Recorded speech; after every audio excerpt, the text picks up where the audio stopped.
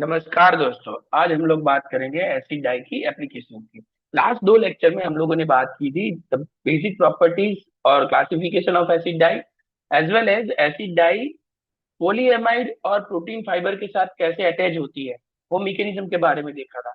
आज हम लोग देखते हैं कि how we can apply these acid dyes on textiles like polyamide और protein fibre, wool and silk. बहुत ही सिंपल प्रोसेस है। इसकी जो डाइंग प्रोसेस है वो रिएक्टिव डाई या वेट डाई जितनी कॉम्प्लिकेटेड नहीं है। It's a very easy to apply, but we have to take care of pH.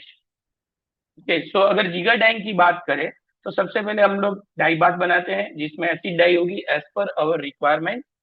Acetic acid या sulphuric acid which is a very mild to maintain the pH 4 to 5। और levelling agent अगर जरूरत है तो, क्योंकि काफी सारी डाई ऐसी है जो सेल्फ लेवलिंग है। अगर जहाँ पे लेवलिंग नहीं हो रहा है प्रॉपर, इफ यू नो कि हाँ ये डाई अगर प्रॉपर लाइन हमें लेवलिंग नहीं देगी, तब हम लेवलिंग एजेंट का यूज करेंगे। ये पूरा होगा अपना डाई बात, और उसके बाद we will load the fabric on jigger dyeing. Okay, operations हो गए 10 to 20 एंड्स के, और उसके बाद 90 to 95 डिग्री सेल्सियस पे shopping. So this is the area where we will load our fabric with 1.5 ml ratio, treating with the water, add all chemicals, heat, and add acid dye, which is a 50% of our shade, because 50% we had already added with the chemicals. Run, wash, stop, wash, and dry, which is a very fundamental basic process for jigger dyeing machine. Same way अगर packet dyeing machine है, generally acid dye को packet dyeing के लिए we are using beam dyeing machine, where it must be uniformly wound on your beam. Then add the dye bath which contains the acid dye, acid, leveling agent, and electrolyte. Dye liquor is pumped through inside to outside and outside to inside. मतलब अगर if you have the pipe like this, so dye will come out from this joint, and here is the beam, and the dye will again enter in the same pipe, which is a irreversible flow or reversible flow. Both the flow will run with the same time and with the same pump. Starting temperature will be 40 to 50, gradually reach to 90 to 100, and 30 to 60 minutes of dyeing time. And finally, again 90 to 95 degrees Celsius for sopping detergent, wash, sop, wash, and dry.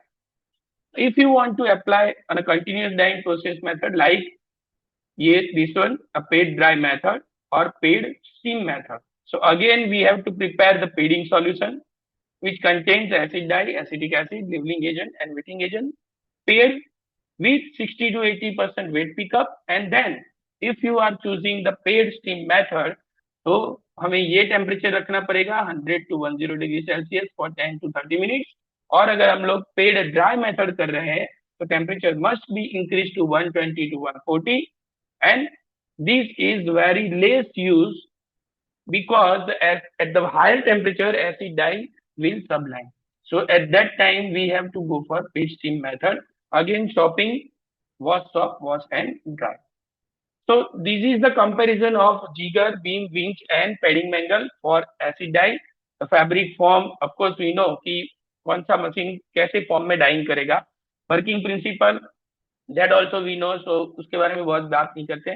Material suitability भी, जब आपके पास dense fabric है या यान package है तो हम beam के लिए जाएंगे, और डेलिकेट फैब्रिक है, नीट फैब्रिक है लाइक जर्सी और सॉक्स, तो हम लोग विंच के लिए जाएंगे। यूनिफॉर्मिटी सबसे अच्छी हमें मिलती है बीम और कंटिन्यूअस पैडिंग में। पेनिट्रेशन भी सबसे अच्छा मिलता है बीम में।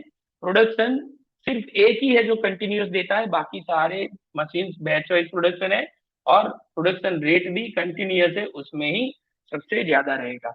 लीकर रेशियो की बात करें तो कंपेयर टू जिगर, continuous पेडिंग mangle is working with a very low liquor ratio which can steam at 100. Okay, pH 4 to 5 for each machine. Mechanical stress भी सबसे कम कहाँ होता है विंच में, क्योंकि वो फैब्रिक आपका पड़ा ही रहेगा अंदर, तो उसके ऊपर कोई स्ट्रेस इतना ज्यादा आएगा नहीं। क्रीज फॉर्मेशन भी बीम में कोई फॉर्मेशन नहीं होगा, क्योंकि वो already we had bound at particular stage, तो वहां पे कोई क्रीज फॉर्मेशन नहीं मिलेगा, जबकि जिगर में पॉसिबल है। और कंटिन्यूअस पेडिंग में मिनिमल रहेगा। कॉस्ट की अगर बात करें तो सबसे ज्यादा कंटिन्यूअस में होगी, वैसे ही फ्लेक्सिबिलिटी सबसे ज्यादा होगी विंग्स में, क्योंकि वहाँ फैब्रिक पड़ा रहता है, और इसलिए हम लोग वहाँ पे वूल सिल्क जैसे डेलिकेट फाइबर को डाई करते हैं। जबकि थिक और डेंस मटेरियल है तो वी विल चूज बीम, और medium production simple woven fabric है तो we will go for a jigger, as well as अगर मास प्रोडक्शन चाहिए तो हम लोग कंटिन्यूअस में जाते हैं। तो this is what about the applications of reactive die.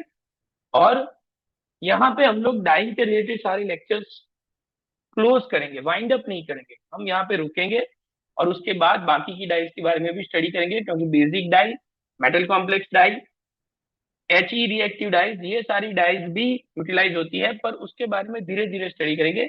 यहाँ पे हम लोग डाइंग का जो पोर्शन है वो रोक रहे हैं, और इसके बाद वाला जो लेक्चर है वहां से we will try to add some new topics of textile processing in our lecture series. तो तब तक देखते रहिए, सब्सक्राइब करिए और इसके बारे में जानते रहिए। Thank you very much.